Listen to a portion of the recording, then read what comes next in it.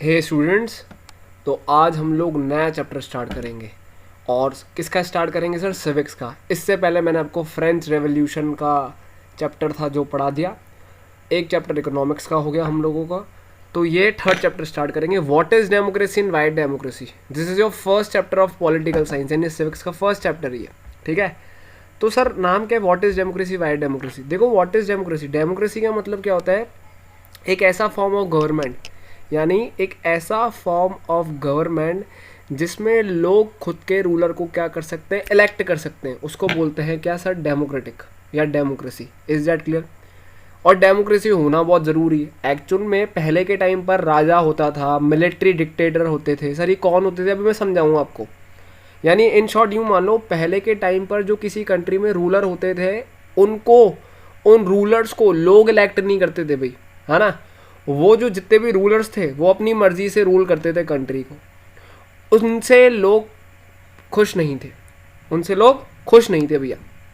ठीक है, अब मैं आपको एग्जांपल देता हूँ कि सर ऐसी स्टोरी कहाँ पर थी। ठीक है ना, अभी मैं आपको 3 से 4 एग्जांपल्स इस चैप्टर में है। इस वीडियो में हम लोग 2 एग्जांपल्स पढ़ेंगे बहुत अच्छी तरीके से। तो आपका जो फर्स्ट एग्जांपल है वो है सर पाकिस्तान का। कहाँ का बच्चों? पाकिस्तान का। देखो, पाकिस्तान में कौन थे? जनरल परवेज़ मुशर्रफ। कौन थे सर? जनरल परवेज़ मुशर्रफ नाम के एक पर्सन थे जो मिलिट्री लेकर आए थे पाकिस्तान में। Military dictatorship. डिक्टेटरशिप का मतलब जब किसी कंट्री को कोई मिलिट्री का लीडर चलाता है उसको बोलते हैं मिलिट्री डिक्टेटरशिप। तो कौन थे leader sir? General Pervez Musharraf. और सब ये कब लेकर आए थे सर? ये 1999 में। Is that clear? इन्होंने क्या किया? इन्होंने मुशर्रफ, ठीक है ना, इन्होंने पाकिस्तान की जो इलेक्टेड गवर्नमेंट थी, यानी जो एग्जिस्टिंग सरकार थी, उसको ओवरथ्रो कर दिया। क्या कर दिया? ओवरथ्रो, फेंक दिया। और खुद जाकर पाकिस्तान के चीफ एग्जीक्यूटिव बन गए। क्या बन गए sir? Chief executive.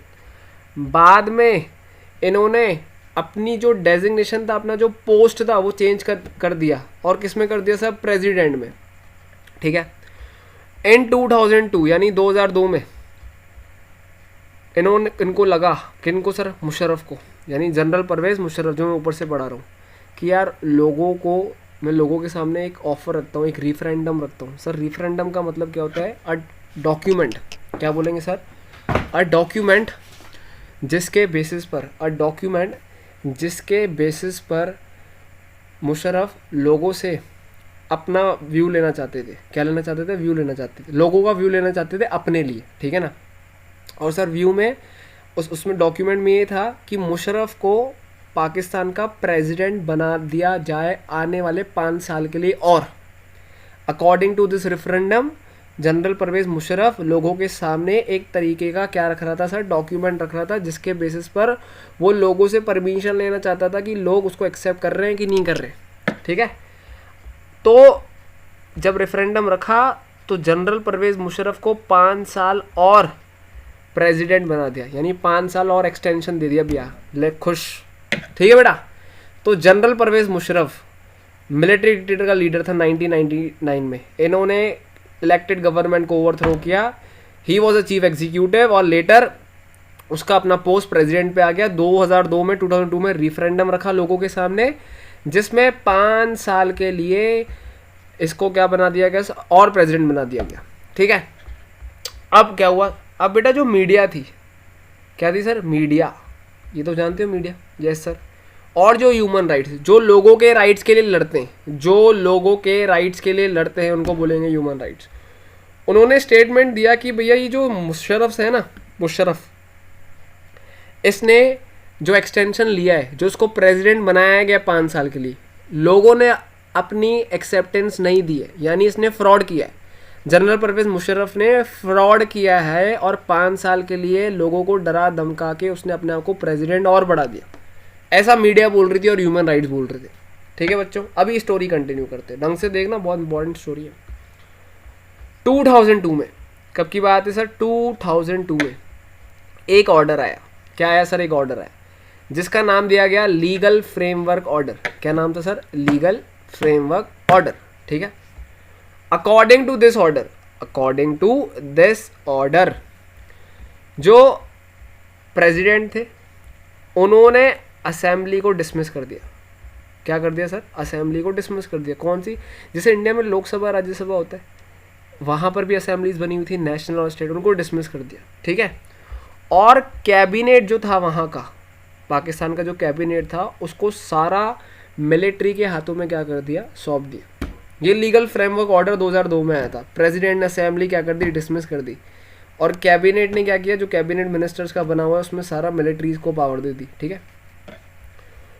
After passing law, यानी ये जो लॉ आया, लॉ को पास करने के बाद इलेक्शंस वापस हुए। बोलोगे सर अभी तो असेंबली हटा दी फिर इलेक्शंस। बेटा जनरल परवेज मुशर्रफ अपने आप को बहुत अच्छा साबित कर रहा था लोगों के सामने, ठीक है। इलेक्शंस वापस करवाए उसने और इलेक्टेड रिप्रेजेंटेटिव हुए। इलेक्टेड रिप्रेजेंटेटिव यानी कौन थे सर, मिनिस्टर्स को अपॉइंट किया। इलेक्शंस किसके लिए होते हैं, मिनिस्टर्स को अपॉइंट करने के लिए सब, लेकिन मिलिट्री की मर्जी चलेगी भैया, अभी याद रखना, पूरा सुन लो। लेकिन जो फाइनल पावर थी वो किसके पास थी सर, जनरल परवेज मुशर्रफ के पास। यानी पूरी पावर किसके पास थी सर, मिलिट्री के पास पावर थी सर, किसके पास, और जनरल मुशर्रफ। यानी कुल मिला के मैं आपको एक चीज़ समझो, एक तो उसने असेंबली हटा दी सर, यस सर। पूरी जो कैबिनेट थी मंत्रियों की उसमें मिलिट्री पावर कर रही थी, यस सर। लॉ को पास करने के बाद इलेक्शंस हुए, यस सर। जो इलेक्टेड रिप्रेजेंटेटिव था उसके पास फाइनल पावर थी, यस सर। यानी नहीं, फाइनल पावर इलेक्शन रिप्रेजेंटेटिव के पास नहीं थी, फाइनल पावर किसके पास थी सर, मिलिट्री और जनरल परवेज मुशर्रफ के पास थी। आपको बात समझ में? तो यहाँ पर अब मैं आपको एक चीज़ समझाने वाला हूँ, क्या है। मैं आपसे कुछ क्वेश्चंस पुटअप करता हूँ, मेरे साथ डिस्कस करना। क्या पाकिस्तान डेमोक्रेटिक कंट्री मानी जाएगी? नहीं सर। क्या पाकिस्तान में लोगों की मर्जी से काम हो रहा था? नहीं सर। क्या लोगों ने जिन मिनिस्टर्स को अपॉइंट किया उनकी मर्जी चल रही थी? नहीं सर। सर किसकी मर्जी चल रही थी सर, मिलिट्री डिक्टेटर की, लीडर की। सर उसका नाम क्या था, जनरल परवेज मुशर्रफ। वो अपनी मर्जी से आया था क्या? Yes sir. लोगों ने उसको 5 ईयर का एक्सटेंशन दिया था क्या? नहीं सर, वो फ्रॉड कर रहा था। तो कुल मिला के answer is Pakistan under general Pervez Musharraf was not democratic, ठीक है।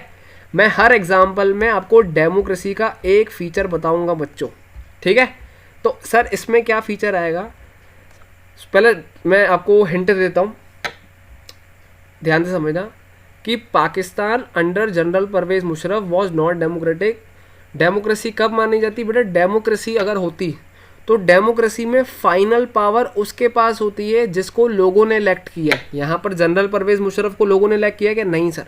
तो इससे आपका फर्स्ट फीचर आता है, देखो अब देखो, ये रहा फर्स्ट फीचर, ये दिख रहा है आपको? Yes sir. क्या लिखा हुआ है? ये फर्स्ट फीचर है इस वाले एग्जाम्पल का। In a democracy the final decision making power must rest with the, क्या लिखा हुआ है बच्चों, इलेक्टेड बाय द पीपल। लेकिन सर हम जो एग्जाम्पल पढ़ रहे हैं, हम जो एग्जाम्पल पढ़ रहे हैं इसमें तो सर जनरल परवेज मुशर्रफ के पास ही थी, इसलिए डेमोक्रेटिक नहीं माना जाएगा। लेकिन डेमोक्रेसी क्या बोलती है कि फाइनल पावर उन लोगों के पास होनी चाहिए जिनको लोगों ने इलेक्ट किया है। दैट्स इट, फर्स्ट फीचर, बात खत्म। तो ये फीचर अप्लाई होने चाहिए, लेकिन ये फीचर अप्लाई नहीं था, ठीक है ना। दूसरा एग्जाम्पल पे आते हैं हम लोग। सर थोड़ा दूसरा पेज थोड़ा वो है ना, लेकिन आपको समझा दूंगा मैं, वर्ड्स पे ध्यान देना। दूसरा जो टॉपिक है या दूसरे जो एग्जाम्पल मैं आपको पढ़ा रहा हूँ वो एग्जाम्पल है सर चाइना का। अभी ऊपर वाले हेडिंग को छोड़ो, फ्री एंड फेयर इलेक्शन, ये लास्ट में समझ में आएगा। हम लोग जो एग्जाम्पल पढ़ रहे हैं वो किसका सर, चाइना। देखो चाइना में जो इलेक्शंस होते थे सर 5-5 साल में होते थे, ठीक है। वहाँ की जो पार्लियामेंट थी उसका नाम था नेशनल पीपल कांग्रेस। क्या नाम था बच्चों, नेशनल पीपल कांग्रेस, सिंपल। और ये जो पार्लियामेंट थी इनके पास पूरी पावर थी कि ये प्रेसिडेंट को क्या कर सकते हैं, अपॉइंट कर सकते हैं, ठीक है। पूरी जो पार्लियामेंट थी इसमें करीबन 3000 मेंबर्स थे बच्चों, ठीक है। Some are elected by the army, क्या लिखा हुआ है, some are elected by the army, यानी ये जो मेंबर्स थे इनको इलेक्ट कौन करता था सर, कुछ दूसरे लोग, कुछ आर्मी भी इलेक्ट करती थी, दैट्स इट। लेकिन जो भी चाइना में इलेक्शंस होते थे तो बिफोर कंटेस्टिंग इलेक्शन, कोई भी इलेक्शन होते थे तो जो भी कैंडिडेट थे उनको अप्रूवल चाहिए थी। किसकी अप्रूवल चाहिए थी? एक पार्टी थी चाइना की, फेमस पार्टी आज भी है, चाइनीज़ कम्युनिस्ट पार्टी। कुछ भी इलेक्शंस करोगे तो सर इस पॉलिटिकल पार्टी से तो अप्रूवल लेना पड़ेगा, इज दैट क्लियर, ठीक है। और एक तो चाइनीज़ कम्युनिस्ट पार्टी को अलाउड था और 8 दूसरी स्मॉलर पार्टीज थी। ये 8 अलग से स्मॉल पार्टीज थी जो चाइनीज़ कम्युनिस्ट पार्टी को सपोर्ट करती थी, इनको ही अलाउड था। और लेकिन चाइना में जो सरकार बनी हुई थी वो चाइनीज़ कम्युनिस्ट पार्टी की ही बनी हुई थी। देखो बच्चों ये थोड़ा ब्लैक हो रहा है, लेकिन ये क्या लिखा हुआ है, चाइनीज़ कम्युनिस्ट पार्टी की ही सरकार बनी हुई थी। आई होप आपको एग्जाम्पल समझ में आ गया होगा चाइना का। इलेक्शन 5-5 साल में होते थे, पार्लियामेंट बनी हुई थी और उसमें प्रेसिडेंट अपॉइंट करने की पावर थी, 3000 मेंबर थे। वही लोग इलेक्शन में पार्टिसिपेट कर सकते थे जिनको अलाउड चाइनीज़ कम्युनिस्ट पार्टी ने किया है, उनकी ही सरकार बनेगी और किसी को अलाउड नहीं था। ठीक है, ये तो हो गया चाइना का एग्जाम्पल। अब हम लोग पढ़ेंगे सर मैक्सिको एग्जाम्पल, इसका मैक्सिको। तो देखो मैक्सिको का एग्जाम्पल क्या है, चाइना से ही कोरिलेटेड है।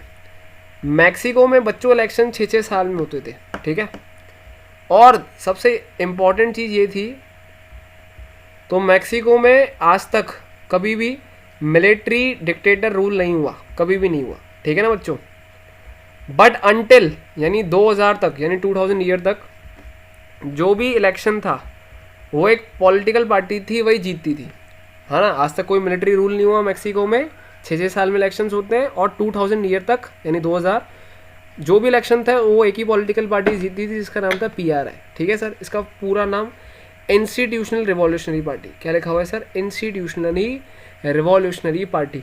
समझ रहे हो बात को। अब आप एक चीज़ समझो,